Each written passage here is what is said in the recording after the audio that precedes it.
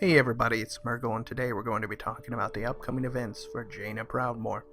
So a lot of people are talking about how the new armor is indication of the new expansion, since the armor depicts the Kultaras.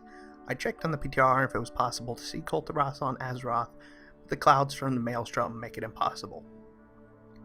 Anyways, coming sooner than later, we're going to start seeing a lot of events unfolding as the Princess of Kultaras takes up her mantle as Lady Admiral, and there's a strong chance she won't be very happy with either the Alliance or the Horde. Though it's almost considered reasonable looking back on all the events that led to Jaina's downfall.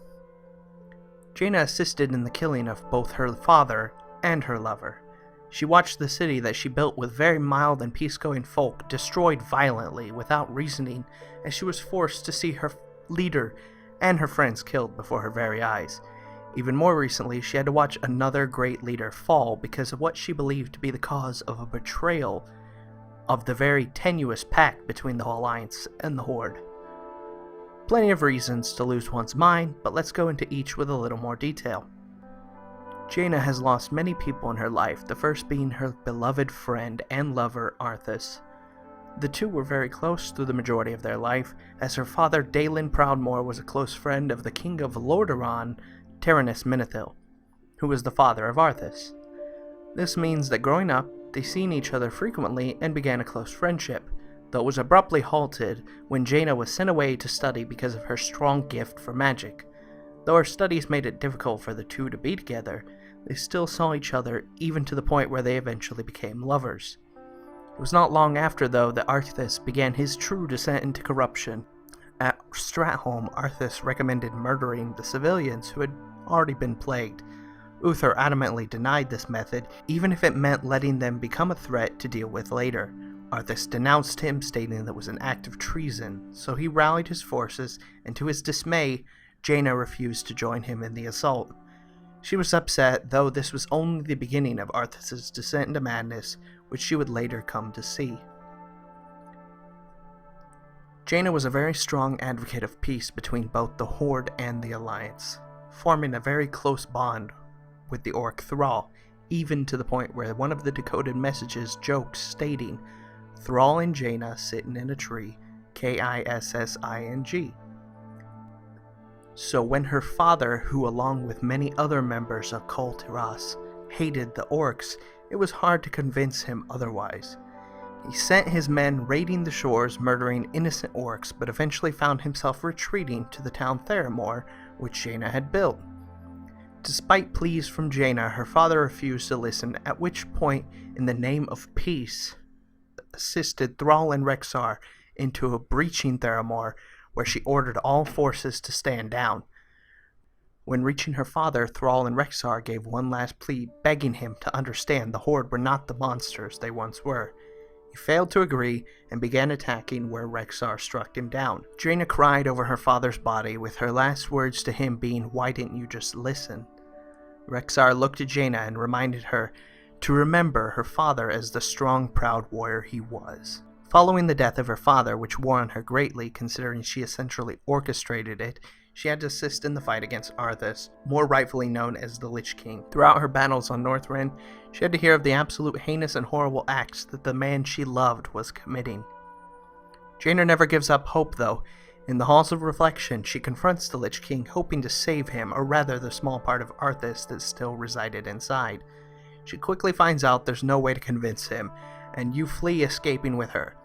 Though after entering Icecrown Citadel and battling through all the foes before you finally ascend and reach the Lich King, once defeated, one who is on the Shadowmourne quest chain can claim the unsealed chest, which contains many things the Lich King kept on him.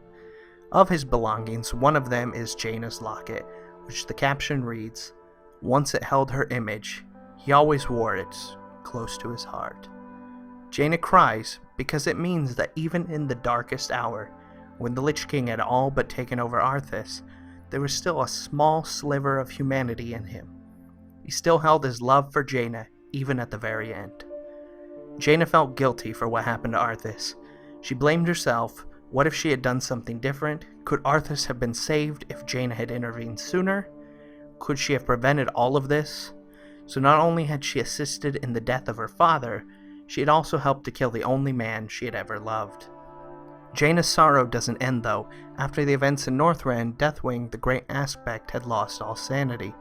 Many of the Elmina lords called out, and Thrall had to respond. He abandoned his post as war chief, appointing Garrosh. After confrontations in Northrend, Jaina knew Garrosh was not level-headed, and was a warmonger if anything, but Thrall trusted him as a leader. This trust was betrayed though. Jaina's home of Theramore, which had been at peace since the death of her father, was soon besieged by orcs. She quickly sought help from the Kirin Tor, where it was eventually decided that they would assist in the defense of the city. Her leader Ronan, along with her apprentice Kennedy, her guardian Pain, and her friend Turvosh, all went to the city. They were able to stave off the attack, however near the end a Horde Zeppelin carrying a mana bomb arrived. Ronan quickly started ensuring the bomb would hit the tower, confiding most of the blast locally, but he had little time. Jaina insisted he had a family and was the leader of the Kirin Tor, that she would handle it and he should escape. Ronan quickly redirected Jaina's portal, stating, "You are the future of the Kirin Tor," in which he pushes her through the portal right before the bomb goes off. She had to watch as Ronan stood there, accepting the blast sternly before being reduced to ash. Jaina lost consciousness, but woke up later. Arcane magic was all about her body. This magic turned her hair into the sleek gray that we now recognize. In despair, she looked around Theramore to see nothing remained. She found the bodies suspended by magic. Stumbling upon the corpse of a young gnome, she recognized it to be Kennedy, her young but gifted apprentice. This truly threw Jaina into torment. Someone so bright with such an amazing future had just been snuffed out. Jaina, in a furious rage, wanted to mount an all-out attack on the Horde. Varian refused to assist. As the forces are already too weakened, he denies her request. Out of rage, she leaves, getting close to Orgrimmar. With the focusing iris, she begins to summon an endless army of water elementals. Using them, she intends to drown all of Orgrimmar, but after a while she is confronted by Thrall, who takes full responsibility and begs her to halt her attack. She comes very close to killing Thrall in the confrontation. However, Kalecgos quickly intervenes and convinces Jaina to call off the plans, stating she is no better than Arthas or Garrosh in her thinking.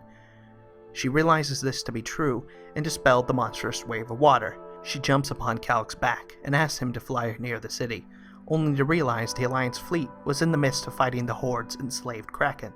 Had she gone through with her plan, she would have annihilated both Orgrimmar and the entire Alliance fleet. She uses the iris to defend the Alliance.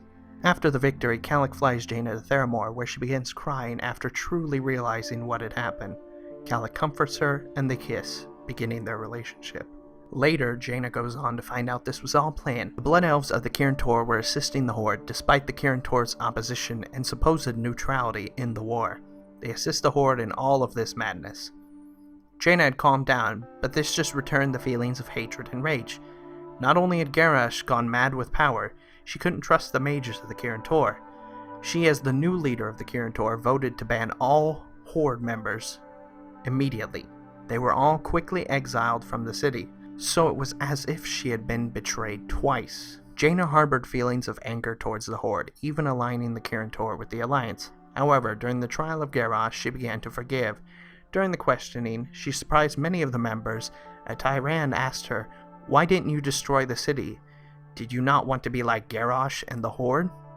To which she responded stating, "The Horde isn't Garrosh." Many were surprised, but it means Jaina was finally beginning to understand that these were Garrosh's actions, not the Horde.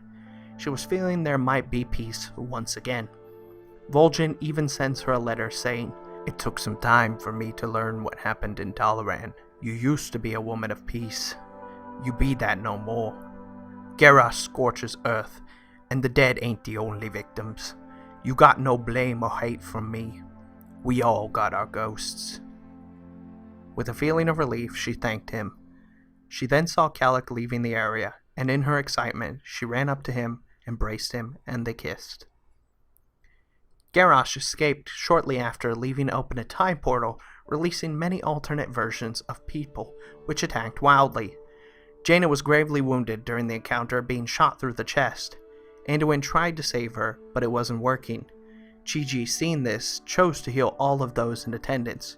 Jaina wakes up, feeling rather happy. She takes Thrall by the hand and squeezes it, acknowledging her forgiveness that she knew it really wasn't his fault. After having all that happen, her trust is betrayed once again during the events of the Broken Shore.